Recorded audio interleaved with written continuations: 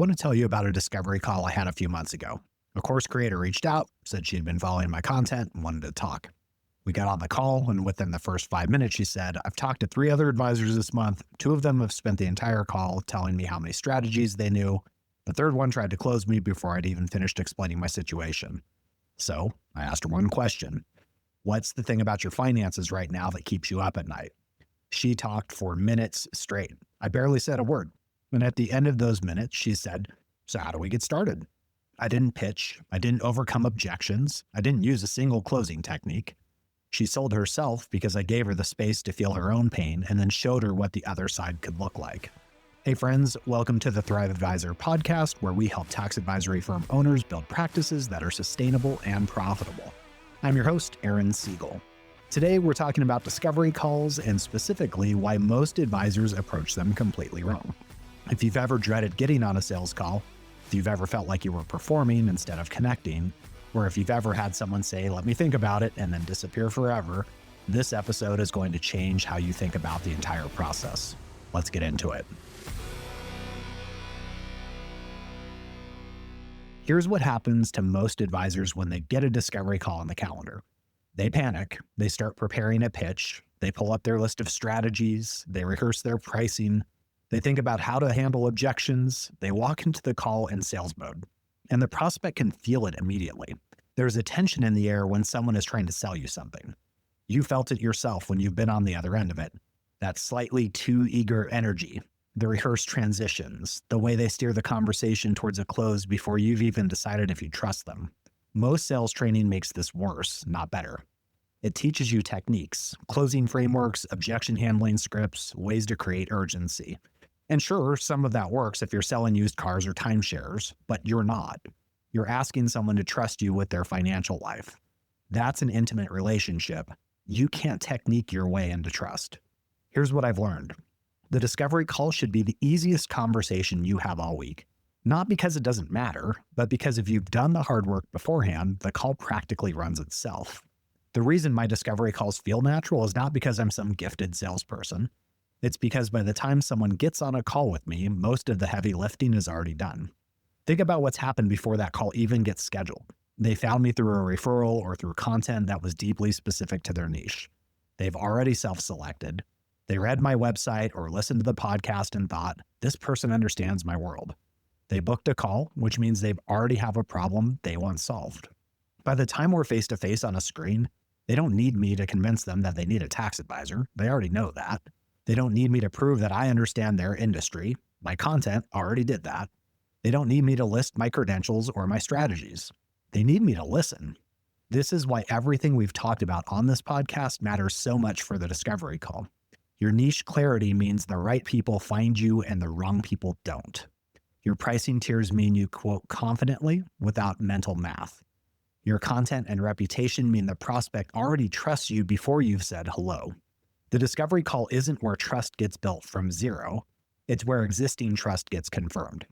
If you're struggling on discovery calls, the problem usually isn't the call itself. It's everything upstream. If you haven't niched, every call feels like you're starting from scratch with a stranger. If you haven't standardized your pricing, you're doing awkward calculations in your head while you're trying to listen. If you haven't built any reputation in your niche, the prospect is genuinely evaluating you from zero. And yeah, that feels like a sales pitch because it is one. Fix the upstream stuff and the calls fix themselves. Here's the most counterintuitive thing I'll say today. The less you talk on a discovery call, the more likely you are to close. When a prospect reaches out to you, they're sitting on a pile of anxiety. Messy books they're embarrassed about, tax bills that shocked them, a previous advisor who disappeared or didn't deliver, decisions they've been putting off because they don't have anyone to talk them through. They need to say all of that out loud, not because you need to hear it, although you do, but because they need to hear themselves say it. When someone articulates their own pain, it becomes real in a way it wasn't before. They're not just vaguely unhappy anymore. They're specifically unhappy about specific things. And specific problems demand specific solutions. Your job in the first half of the discovery call is to ask good questions and then get out of the way. What brought you here today? What's been frustrating you about your current situation? What have you tried that hasn't worked? What would it look like if this was handled the way you wanted? These aren't trick questions. They're not manipulation. They're genuine curiosity about this person's situation. And when you ask them with real interest and then actually listen to the answers, something powerful happens. The prospect feels heard. Maybe for the first time in their financial life, someone is actually listening to what they need instead of talking to them about what they're selling. I had a prospect tell me once, "You're the first advisor who asked me what I wanted instead of telling me what I needed." That's not a sales technique. That's just respect. And here's something subtle but important. While they're talking, you're learning everything you need to know about how to help them. You're hearing what software they're on, how their books are structured, what their revenue looks like, what decisions they're facing. You're not just building rapport. You're doing an intake assessment in real time. By the time they're done talking, you already know which tier is right for them, what their first quick win would be, and whether they're actually a fit for how you work. All without asking a single qualifying question that feels like a checklist. The other thing that happens when you listen deeply is that you can reflect their pain back to them with precision, not in a manipulative way, in a way that shows you actually heard them. So it sounds like the biggest issue is that you're making good money, but you have no visibility into where it's going, and every April feels like a guessing game. When someone hears their own problem articulated clearly by someone else, they feel understood. And feeling understood is the foundation of trust. No closing technique can replicate that. After they laid it all out, after they felt the full weight of where they are and how it's affecting them, you don't need to create urgency. The urgency is already there, they just articulated it themselves. Once they've told you everything that's broken, you have a natural opening to describe what working with you actually looks like.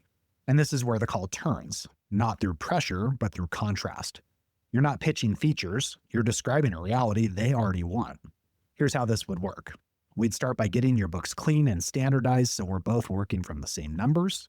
You'd have a monthly rhythm where we check in, review how things are going, and make adjustments. Before any big decision, you'll have someone to call who already knows your situation. No surprises at tax time because we're planning throughout the year. And you'd have a clear picture of where your money is going and what it's doing for you. That's it. No features list, no strategy menu, just a simple picture of what calm, organized, proactive financial management looks like. And here's the thing. If they've just spent 10 minutes describing the opposite of that, if they've told you about the surprises and the anxiety and the feeling of being lost, then what you just described sounds like oxygen. They're not weighing a purchase, they're imagining relief. This is what I mean by letting clients sell themselves through their own pain points. You didn't create the pain. You didn't exaggerate it. You just gave them the space to feel it and then showed them the door to the other side. I want to be clear about something here. This isn't manipulation. I'm not telling you to withhold the solution to make people squirm. I'm telling you that the natural flow of a good conversation goes from here's where I am to here's where I want to be to how do I get there. If you try to skip straight to the solution before the prospect has fully articulated the problem, the solution doesn't land. It feels generic. It feels like a pitch. But if you let them arrive at the need naturally, your solution feels like the answer to a question they just asked themselves. There's a real difference between a prospect who hears your description and thinks that sounds nice versus one who thinks I need that. The first reaction comes from a pitch. The second comes from contrast with their own reality. That's why the listening comes first. Always. When the moment comes to talk about price, and it will come naturally if you've done the first two pieces well, you need to be ready. This is not the time to hesitate, to calculate, or to offer 12 options. You should have your tiers memorized cold. You should know exactly what each one includes and who it's right for. And you should be able to say it with the same confidence you'd use to tell someone your name. Based on what you shared with me, here's how I'd recommend we structure this. Most of my clients in your situation start with our silver tier, which runs X dollars per month. That gives you monthly bookkeeping, quarterly planning calls, a 1 business day response time, and proactive tax planning throughout the year. We also have a bronze option if you want to start lighter, and a gold option if you want more frequent access and ad hoc support. Which of those sounds closest to what you're looking for? Notice what's not happening here. I'm not apologizing for the price. I'm not justifying it with a list of hours or deliverables. I'm not anchoring to what their last advisor charged. I'm making a recommendation based on what they just told me they need, and then I'm giving them options and letting them choose. The 3-tier structure does most of the closing work for you. It reframes the question from should I hire this person to which level is right for me. That's a much easier decision. And because you're recommending a specific tier based on their situation, it feels like advice, not a sales pitch. If they push back on price, you don't need to get defensive. You can simply reframe around the cost of their current situation. They just told you about the surprise tax bill, the messy books, the decisions they've been avoiding. What's that costing them in real money and in sleep? Your fee is the price of making those problems go away. And what about the classic, let me think about it? That's fine. Not every prospect will close on the call, and that's okay. Some people genuinely need to process. But here's the difference between a let me think about it that turns into a client and one that disappears. Clarity. If they leave the call with a clear understanding of what working with you looks like, what it costs, and what the next step is, they have something specific to think about. If they leave the call confused about your pricing or unsure about what's included, they're not thinking about it, they're avoiding it. So when someone says they need to think about it, say, absolutely. Take whatever time you need. I'll send you a summary of what we talked about in the tier I'd recommend so you have it right in front of you. If you have questions, just reply to that email. No pressure, no follow-up sequence, no, oh, I only have 2 spots left urgency play. Just clarity and an open door. Most of the time, the ones who are a good fit come back within a week. The ones who don't come back were probably not the right fit anyway, and that's not a loss, that's the filter working. Here's the piece that changes everything. And it's something I really want you to internalize. When you've niched deep enough, when your content speaks directly to a specific type of person, when your reputation in that community is strong, the discovery call dynamic flips entirely. You're not selling yourself. They came to you. Think about that. They found you. They researched you. They booked the call. They showed up. At every step in that process, they chose to keep moving forward. By the time you're on the call, they've already made a preliminary decision. They just need confirmation that their gut was right. This is what it means to be the one of one in your niche. When you're the obvious choice for a specific type of person, who else are they going to pick? The generalist who serves everyone? The advisor who's never worked with someone like them before? The one who couldn't even explain their business model back to them? When you operate from this position, the energy on the call is completely different. You're not auditioning, you're evaluating. Is this person someone I can genuinely help? Do they fit my model? Are they ready to do the work? Because it goes both ways. Not every prospect is right for you, and having the confidence to recognize that, to say, I don't think I'm the best fit for what you need, but let me refer you to someone who is. That confidence is the most powerful sales tool that exists. It signals that you don't need every client. You want the right clients. Alex Hormozi talks about this idea that the best close is when you don't need to close. When the value is so obvious and the fit is so clear that the conversation naturally ends with next steps. Michael Burt calls it being a person of interest, someone people are drawn to because of the depth and specificity of what they bring. Both of those ideas apply directly to how discovery calls should feel. If you're still treating discovery calls like auditions, the fix isn't better closing technique, it's going back to the fundamentals. Tighten your niche, build your reputation in that community, create content that demonstrates your expertise. Let people self-select into your world. Do that work, and the discovery call becomes a conversation between 2 people who already know that they want to work together. One more thing I want to cover, because I think it's just as important as knowing how to close, is knowing when not to. Not every discovery call should end with a new client. Some prospects are not a good fit, and the best thing you can do for your practice and for them is to recognize that early and refer them somewhere else. Here are the signals I watch for. If someone's primarily shopping on price and keeps comparing you to cheaper options, they're telling you what they value, and it's not advisory. If someone can't clearly articulate what they do or how they make money, they might not be ready for advisory yet. They might need a bookkeeper first. If someone is combative about the questions you're asking or resistant to sharing access to their books and tax returns, that's a preview of what the relationship is going to look like. I've gotten much better at recognizing these signals over time, and more importantly, I've got comfortable acting on them. Early in my practice, I would take anyone because I needed the money.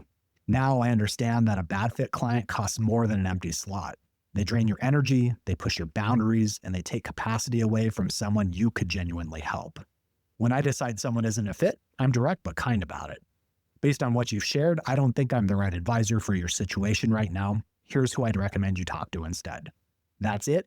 No long explanation, no apologizing, just an honest assessment and a referral. And here's the part that surprises people. Saying no on discovery calls actually makes you better at closing the right ones. Because when you're selective about who you take on, your confidence goes up. You're not desperate, you're choosing. And prospects can feel the difference between an advisor who needs their business and one who wants to help them but doesn't need them. That quiet confidence is the most attractive thing you can bring to a discovery call. Here's your Thrive takeaway for this episode. The discovery call is not where the sale happens. The sale happens in everything that comes before it. Your niche clarity, your content, your reputation, your referral relationships. The discovery call is just the confirmation. Stop preparing pitches. Start preparing questions. Walk into every call with genuine curiosity about the person on the other end and a clear picture of what working with you looks like. Let them talk, let them feel, and when it's time to present your tiers, say it like you mean it and let them choose. Here's what I want you to do before your next discovery call. Write down 3 questions you're going to ask that have nothing to do with selling. Questions about their business, their frustrations, their goals. Then practice saying your pricing out loud in the mirror to your spouse, to your dog, wherever. Say it until it feels as natural as your own name. That confidence matters more than any closing technique. If you want to go deeper on this, the Thrive Advisor Collective has a full onboarding playbook that walks through everything from the discovery call through the first advisory conversations. It's the tactical execution behind the philosophy we talked about today. The link is in the show notes. That's it for today, friends. If this episode made you dread your next discovery call a little less, share it with another advisor who's white-knuckling through sales conversations and needs permission to just be themselves. You've been listening to the Thrive Advisor podcast. Work smarter, serve better, thrive always. We'll see you next time.